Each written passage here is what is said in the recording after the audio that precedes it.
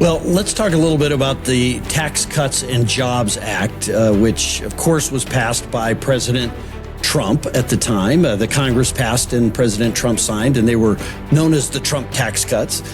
Which parts of the Tax Cuts and Jobs Act do you think could or will sunset here coming up soon if Congress doesn't extend them, and what parts are permanent? Yeah. So I'll start off with just a little bit about the Tax Cuts and Jobs Act in general. It was a great incentive to actually allow people, businesses and individuals, to keep more of their money because we knew that would jumpstart the economy. And we knew that would create more jobs. We knew that it put more money in people's pockets. We knew at the end of the day that we actually would have better tax revenue out of that. So even though we had initial, the first year where you cut taxes, you have a slight decline in revenue, but then you see revenue growth after that. Unfortunately, and that's paid out. Americans are capable of achieving extraordinary things when they have the freedom and opportunity to do so. This is American Potential. And here's your host, Jeff Crank. Well, thanks for being with us on another episode of American Potential. We're going to talk about tax policy. In December 2017, the Tax Cuts and Jobs Act was enacted, and it was a significant overhaul of the U.S. tax code, the Trump tax cuts. Some key components included lower individual income tax rates, an increase in the standard deduction, a doubling of the child tax credit, and a reduction in the corporate tax rate from 35% down to 21%. Now, parts of the Tax Cuts and Jobs Act are set to expire, and that's why we have today's guest on to talk about this whole issue. Now, after growing up on his family farm, he earned degrees in civil engineering and business administration. He started his consulting and management career in the aerospace, energy, and manufacturing fields, where he focused on implementing efficient systems, enhanced operations, all while cutting costs. Following his private sector career, he decided to serve Kansans first as Sedgwick County Treasurer and then as Kansas State Treasurer. Now, his background in the private sector has made him a staunch advocate for Kansas taxpayers in Congress. As the sole former state treasurer on the Committee on Ways and Means, he remains steadfast in his advocacy for lower taxes. I want to welcome someone I've gotten to know over the last month, U.S. Representative for Kansas's 4th Congressional District, Congressman Ron Estes, to the show. Well, Congressman Estes, thanks for joining us. I appreciate you being with us. Well, thank you. I appreciate the opportunity to talk about some of the things that are going on in Washington, D.C. Well, before we do that, I want to talk. I was actually out in Wichita, saw you there. Tell folks about the part of the country that you represent in your district a little bit. Yeah, well, it's really great. I mean, I like to think of our district as the microcosm of the country. We've got a lot of agriculture, we've got oil and gas, we've got a lot of manufacturing and inner city issues with Wichita. The only thing we don't have is suburbs or a lot of big tall skyscrapers. One of the things when we talk about our area here is we call ourselves the air capital of the world, because we make more airplanes that come out of here than any other location in the world, literally, with all of the general aviation as well as commercial and components for a lot of other airplanes as well. So it's a longstanding tradition here to have a big aviation footprint here within my district. Yeah, it was great visiting with you. We were out for Americans for Prosperity rally in Wichita, which I was a part of, and just enjoyed the great hospitality. People are so friendly in Wichita, Kansas, that I can say. It really is. It's a great group of people that live around here and in the district and throughout Kansas. But I'm really honored to be able to represent the 4th District of Kansas in Congress. Okay, now you're a former treasurer, former state treasurer. Can you explain why governments collect revenue? So, when we look at, there are some services that we want federal government to provide or state government or local government, and we make a collective decision to do that. And, obviously, in order to provide those services, government has to have a means to collect revenue, and that's through the years been used through the tax code, and obviously different things have changed throughout that. But we need to make sure as we're going through that the focus still is on limited government and making sure that it's not excessive in terms of the amount of either revenue that's taken away from citizens, as well as just the general inflationary and bad economic impacts that you get from large amounts of government spending. Well, now you're on the House Ways and Means Committee, which oversees really the tax policy of the United States. A very powerful committee in the House of Representatives.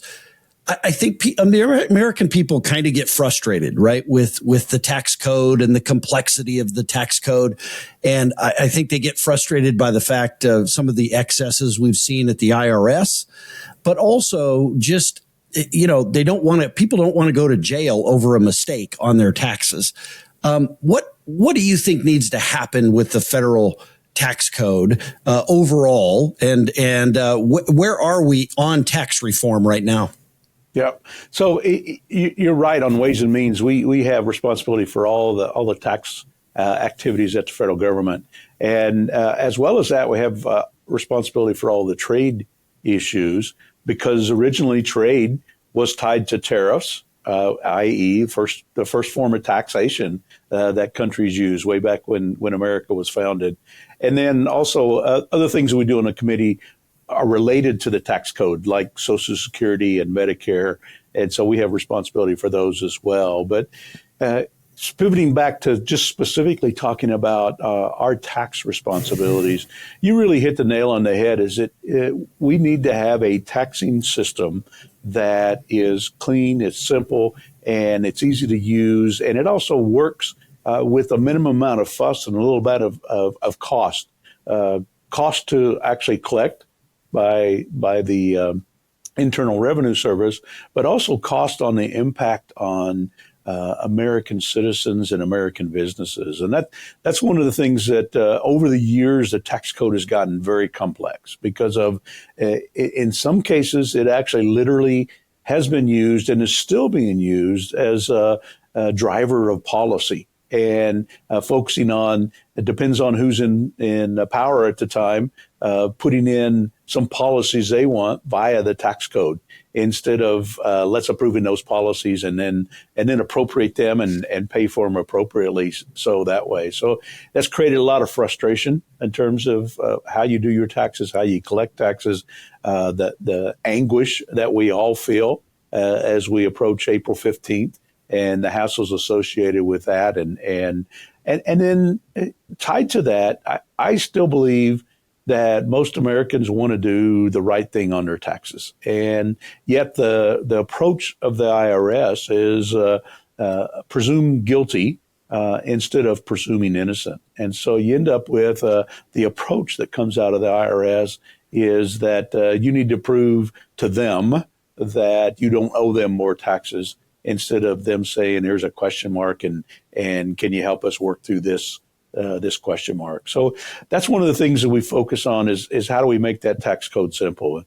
Unfortunately, we've also seen instances, and you didn't ask about this, but we've seen instances over the last a couple of decades where the tax code and the IRS in particular has actually tried to use it for political means. And we saw it back with Lois Lerner and going after conservative groups and right. not using the tax code the way they should. And we've seen it a little bit now with the whistleblower and some of the special treatment that Hunter Biden is getting over the years because of the relationship between the IRS and the Department of Justice. So Americans want to have an even system, a fair system that works for everybody and that everybody's treated the same.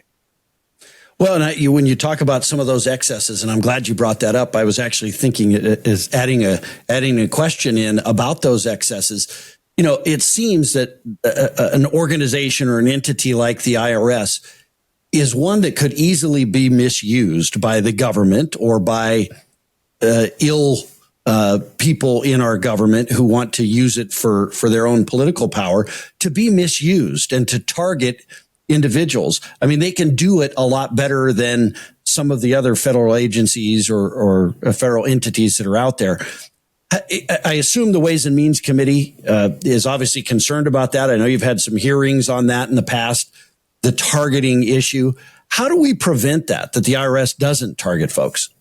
Yeah, it really is a temptation. And obviously, when you get people that have a power, there can be concern that they get corrupted by that power, get tempted, like we all are on different things, but they get tempted and violate their duty of being open and above board and honest in their dealings. And we've seen it with the IRS a lot. We've seen it with the Department of Justice. And I'll say this: it's certain individuals that have been tempted by that in both IRS and DOJ through that process. We need to maintain vigilance. Everybody, I mean, whether they're us on the Ways and Means, whether they're the average citizens or the average voters, even the media needs to step up and actually expose these excesses and be able to talk through that. On Ways and Means, we have the IRS commissioner come forward to us at least once a year to the entire committee, and then reach out multiple times in terms of doing oversight on what's going on. I made reference earlier to the Hunter Biden case and him not paying his taxes from the money that he was being paid. And we've had multiple hearings with the two whistleblowers, one a Republican and one a Democrat, that actually came forward and said that, here's an issue out here that is not being done correctly, that their superiors were actually not following the letter of the law and not treating everybody equally. And it's a situation that obviously we need to make sure that we follow through and work through this process, make sure that the tax code and that enforcement provisions are followed fairly and everyone's treated fairly. Well, let's talk a little bit about the Tax Cuts and Jobs Act, which, of course, was passed by President Trump at the time. The Congress passed and President Trump signed, and they were known as the Trump tax cuts. Which parts of the Tax Cuts and Jobs Act do you think could or will sunset here coming up soon if Congress doesn't extend them? And what parts are permanent? Yeah. So I'll start off with just a little bit about the Tax Cuts and Jobs Act in general. It was a great incentive to actually allow people, businesses and individuals, to keep more of their money, because we knew that would jumpstart the economy. And we knew that would create more jobs. We knew that it'd put more money in people's pockets. We knew at the end of the day that we actually would have better tax revenue out of that. So even though we had an initial, the first year where you cut taxes, you have a slight decline in revenue, but then you see revenue growth after that. Unfortunately, and that's paid out in terms of that revenue growth. What we've seen over the last, from 2018 until 2023, we're tracking right along with what the tax revenue would have been if we had not done the Tax Cuts and Jobs Act. And we still have 2 more years before all of the provisions expire. So we will have actually more revenue than we would have if not doing the Tax Cuts and Jobs Act. One of the things that's the political process in Washington, D.C. is you do a 10-year score on any bill you pass. And one of the ways that gets gamed out of that process is, let's make a provision to last only 5 years or 7 years. And therefore, it's not fully costed for the whole 10 years. So it makes it look like the score is a little bit cheaper through that. We've already seen some of the provisions of the Tax Cuts and Jobs Act that expired, particularly some of the provisions dealing with research and development, deductions of capital expenses at businesses, interest rate deductibility. And what we've seen out of that, I'm a big advocate of the research and development provision, which allowed businesses to deduct their research and development costs immediately, the same year that they expend them, instead of spread out over 5 years. And that expired in 2022. And what we've seen since then is a reduction in the amount of spending that's going into research and development. Before 2022, we saw the amount of research and development expending growing by 6.6% a year. And since then, it's grown by less than 1% a year. And with the inflation that's out there now, it's actually had net growth over the last 2 years. So one of the things that we've got going on, I'd introduced a standalone bill focusing on research and development. Several of my colleagues had introduced bills dealing with the capital depreciation and interest rate deductibility. And so what we've done is we've pulled together one common bill that's called the Tax Relief for American Families and Workers Act. And it has passed the House of Representatives. It was an agreement pulled together by Chairman Smith on the Ways and Means Committee and Senator Wyden on the in the Senate, and pulled together some provisions to help get those back into law. So we've passed through the House, and we're waiting on the Senate to pick them up. These provisions will be beneficial in helping make sure that our economy gets supported and we can get back to having growth in the economy. And it's so important. I know I talked about the research and development as one of those things that's key important. And we know that when you have good spending on research and development in America, it leads to American jobs. It leads to jobs as R&D engineers and designers and people actually doing the research and development, but it also leads to jobs when the new products are manufactured in the United States. And so we've seen the slowdown in spending on research and development, we've seen a slowdown, and we've lost 14,000 jobs in the research and development over the last 2 years.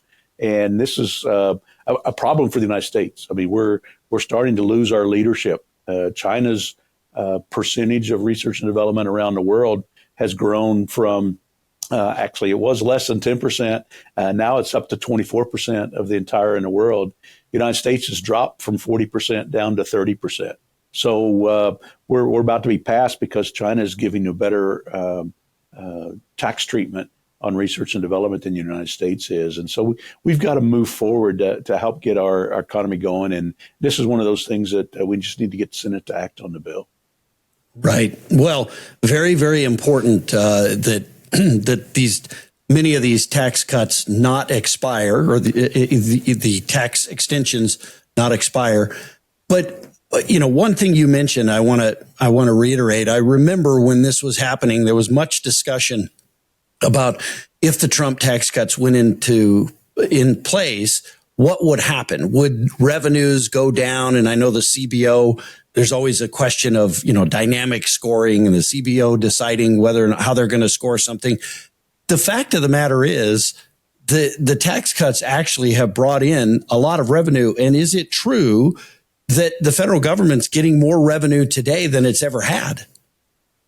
Yes. I mean, if you look at what is coming in, we get more revenue now than has come in, and it slowed down a little bit last year. So 2022 was a high point, but we're still actually more in 2023 as well. What we've seen out of that is, so the Congressional Budget Office, the CBO, when they make their estimates, they made an estimate each year of what the expected revenue would be. And so they did one in spring of 2017 before we passed the Tax Cuts and Jobs Act, and did another one in early spring of 2018. And what we've seen since that is they were projecting that there would be about $1.5 trillion less in tax revenue over the 10-year period. And what we've seen actually happen is that, yes, there was a short dip the first year, which is what you'd expect when you just cut the rates and you don't get the economic growth. But ever since then, we've had strong economic growth. Even through COVID, we've recovered from the slowdown that happened during 2020 when things shut down. And in 2022 and 2023, we've had, anywhere from $200 to $800 billion more in tax revenue than the CBO projected. And we'll have more in 2024 and 2025 before all the provisions expire. And so it actually turned out that the Tax Cuts and Jobs Act, as of right now, has paid for itself. And by the time we get through 2025, we'll actually have returned more tax revenue than we would have had based on what the CBO projections are. Yeah. All right. Well, Congressman, the Tax Cuts and Jobs Act boosted the economy, but there's a lot of people who criticized it for its impact on the deficit. Are there ways to offset revenue reductions, like through something Washington never does, which is spending cuts, it seems? Could we cut spending, or could we eliminate tax credits like the green energy subsidies that the Biden administration has been pushing? Those sorts of things effectively function as spending programs. Is that an option? It certainly is an option. I mean, as you mentioned, there were a lot of naysayers when the Tax Cuts and Jobs Act was passed, and the Congressional Budget Office, CBO, uses static scoring, which doesn't take into account that the economy is going to grow if people have more money in their pocket that they can spend on things. And we've seen a tremendous growth in revenue. Like I said, it's over roughly 37% growth is the last numbers I'd seen from late last year, versus a 57% growth in spending, which is, a huge growth that, it's a hurdle you can't overcome. If we just freeze spending at a solid line, it would actually, revenues could catch up. Same thing goes with the tax code itself and some of the provisions that are putting in there, trying to promote particular policies, tax credits and things that we know are in a lot of cases just giveaways, and in a lot of cases end up costing a whole much more than what's ever estimated by the Congressional Budget Office. So, and you talked about some of the Green New Deal provisions. Those are one of those perfect examples of how bad policy can be and how much it drives the tax code through that process. We're seeing now the electric vehicle tax credits that CBO had first estimated was being less than $300 billion. Now they're estimating over $500 billion, and outside estimators are saying it's over $1 trillion. And that's just, it adds cost and burden and increases our debt. Yeah. Well, it certainly does. Now, when you were the treasurer in Kansas, the state legislature passed some pretty big tax cuts without also doing spending cuts, and it got kind of messy. What lessons could Congress maybe learn from your experience as treasurer going into next year? I think the biggest thing when you look at that, one is look at spending that's going on through that process and making sure that your tax plan lies with good common economic sense and not necessarily what's the flavor of the month or the logic that gets put down on static scoring, because that doesn't drive things in the right direction. And the other thing that comes through that is, one of the things that happened about the same time that the tax cuts were implemented in Kansas by the legislature and the governor was changes in economic condition. It was shortly after that there was a huge drop in the price of oil and gas, and a huge drop in farm income, and so which would have caused reduction in revenue regardless of what your tax plan was. So making sure that you take into account what's going on in the economy. For example, with the Tax Cuts and Jobs Act, we've seen growth, and so we should have focused on, let's hold down the spending so that it matches that growth in revenue, and we can have a positive outcome instead of the increase in deficit that we've seen over the last several years. Right. Well, now for next year, how should we be thinking about the expiring caps on discretionary spending, the debt limit, healthcare, fixing the budget process, and so on? How might those things affect tax policy? Yeah, you touched on a lot of things there that we need to be addressing through that process. Obviously, we need to get this tax relief bill, the tax relief for American families and workers, passed by the Senate so that we can have good positive outcomes for the next 2 years. And then between now and the end of 2025, we've got to focus on the entire review and reinstatement of the Tax Cuts and Jobs Act, so that we can focus on keeping our economy going and having that positive outcome through that. That's so important in terms of what we do. The other thing you made mention there, it relating to the budget process. I mean, it really is a complicated and convoluted budgeting process that's followed at the federal government level. And I'm on the budget committee this year as well. One of the things that we're trying to focus on, how do we work through that process? How do we work through making sure that there's good descriptions of what revenue and spending should be, and drive that through the appropriations process? right now there's a disconnect between those. And a lot of times appropriations bills go to spend a lot of money, and then supplemental spending is added on top of that. And at the end of the day, we have this solidly increasing deficit, and it's not sustainable. I mean, we're up over $34 trillion now, and we can't continue down that same process. We've got to improve those processes. We've got to do things differently. So, well, does it make sense for Congress to continue to do 12 separate appropriations bills? It's only 27% of spending. Should Congress, and you kind of alluded to this, should Congress do something more comprehensive than just kind of the old way that we've done business? Yeah, I think the doing the 12 bills isn't necessarily the problem. But what has become more and more of the problem is that those 12 spending bills covering the different departments, different areas of the government, they've become a much smaller piece of the total spending. Right now, those 12 discretionary spending bills are less than 30% of the total spending. And what's taken up that other 70 plus percent, is all of the automatic spending programs, Social Security and Medicare, where people pay into while they're working, but then draw out more money when they're retired. So the math doesn't work, as well as all the other programs that people are given because of the way the tax law treats them, their income level, whether it's Medicaid, whether it's food stamps, whether it's temporary assistance for needed families.